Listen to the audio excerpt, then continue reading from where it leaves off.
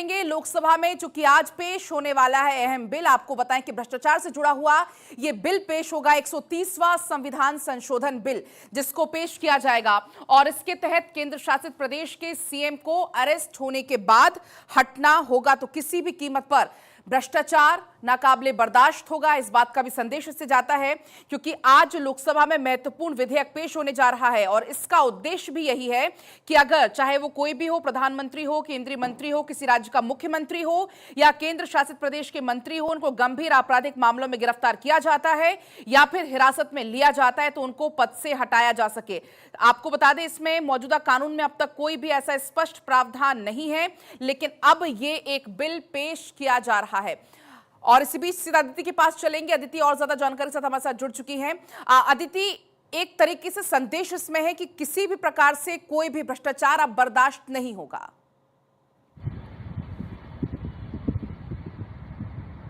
आपने देखा कि पिछले 2014 से लेकर अब तक करप्शन का एक सबसे बड़ा मुद्दा जो है वो एनडीए ने एंटी करप्शन तमाम तरीके की चीजें की, और ये करप्शन के वजह से ही जिस तरीके से यूपीए सरकार में था, उस वजह से एनडीए की सरकार आई, नरेंद्र मोदी की सरकार आई। काला धन, तमाम तरीके की बातें, घोटाला। अब आप देखिए कि जो आईपीसी की धाराएं हैं उसको बदल के 3 नए लीगल कानून भी बनाए हैं।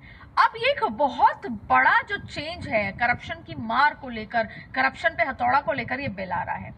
ये जो कॉन्स्टिट्यूशन का बिल है, आपको बता दें कि आज 4 महत्वपूर्ण बिल हैं, जिसमें जो शुरू का 1, 2, 3 बिल हैं वो इसी से जुड़े हैं। पहला जो कॉन्स्टिट्यूशनल अमेंडमेंट है वो यही है कि अक्सर हमने देखा कि सालों साल आप जेल में होते हैं, आप पर लंबी धाराएं होती हैं। मतलब अगर हम बात करें लालू प्रसाद यादव का जिक्र कर लें, हम केजरीवाल का शायद एग्जाम्पल यहाँ पर ठीक नहीं होगा, लेकिन हम कई बार ऐसे मामले देखते हैं कि बड़े पद पर व्यक्ति, सीएम, बड़े कैबिनेट मिनिस्टर्स जेल में हैं लेकिन पद पर होते हैं। तो ये बिल ये प्रावधान देता है कि चाहे मुख्यमंत्री हो, चाहे प्रधानमंत्री हो, किसी भी तरीके से कोई बड़ा कैबिनेट मिनिस्टर हो, अगर उन पर आपराधिक ये मामला है जिसमें उनके ऊपर 5 साल से ज्यादा की सजा है, तो फिर आप 30 दिन तक हिरासत में अगर हैं या नहीं भी हैं, लेकिन 31वें दिन स्वतः आपका जो ये चला जाएगा, आपकी पोस्ट चली जाएगी, आपको पद खाली करना पड़ेगा।